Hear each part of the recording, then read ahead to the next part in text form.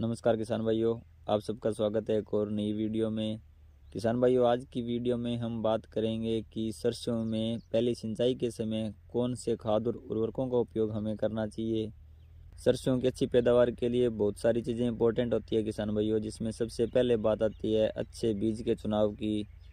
सरसों की बिजाई के लिए हमें अच्छे हाइब्रिड बीज का उपयोग करना चाहिए।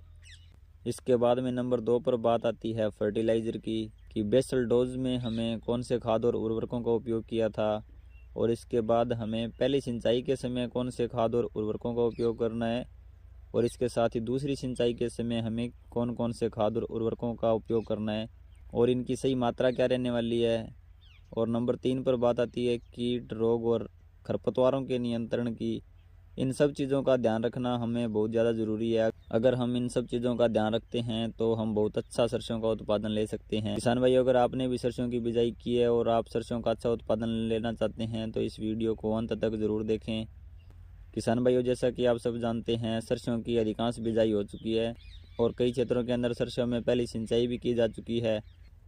लेकिन हमारे राजस्थान में पहली सिंचाई का यह समय सबसे सही समय है। किसान भाइयों, जिस उर्वरक की पहली सिंचाई के समय सबसे ज़्यादा आवश्यकता होती है वह नाइट्रोजन युक्त उर्वरक होता है। इसके लिए मुख्य रूप से यूरिया फर्टिलाइज़र का उपयोग करते हैं। यह उर्वरक हमारी फसल की अच्छी बढ़वार तो करता ही करता है, इसके साथ ही क्लोरोफिल निर्माण के लिए बहुत ज़्यादा ज़रूरी होता है।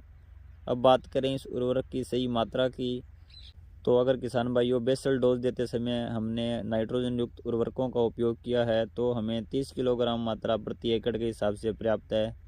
और अगर हमने बेसल डोज में नाइट्रोजन युक्त उर्वरकों का उपयोग नहीं किया है तो हमें इसकी 40 किलोग्राम मात्रा प्रति एकड़ के हिसाब से उपयोग करनी होती है।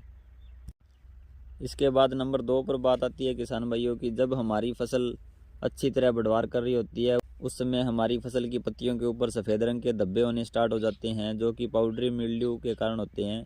और यह जो पाउडरी मिल्ड्यू रोग है किसान भाइयों, इसका मुख्य कारण यही होता है कि जो सरसों की फसल होती है वो बहुत ज़्यादा सघनी होती है और उसके अंदर स्पेस नहीं रहता है। इस कारण इस रोग का प्रकोप सरसों की फसल के अंदर होने की संभावना ज़्यादा रहती है।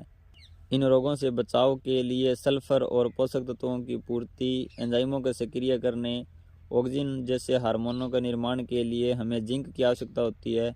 इसके लिए हम जिंक सल्फेट 33% का यूज कर सकते हैं, जिसके अंदर हमें 33% जिंक की मात्रा और 15% सल्फर की मात्रा उपलब्ध होती है। बात करें जिंक सल्फेट की सही मात्रा की, तो सरसों की फसल के लिए 4 से 5 किलोग्राम जिंक सल्फेट की मात्रा पर्याप्त रहती है। जिंक सल्फेट लेते समय हमें इस बात का ध्यान रखना है किसान भाइयों की अगर हमें मार्केट के अंदर दानेदार जिंक सल्फेट उपलब्ध हो जाता है तो इस दानेदार जिंक सल्फेट का उपयोग हमें हमारी फसल के अंदर करना है, क्योंकि जो पाउडर फॉर्म में जिंक होता है किसान भाइयों, यह सरसों की फसल की पत्तियों के ऊपर चिपक जाता है, जिससे कि जो पत्तियां हैं वो जलने लग जाती है।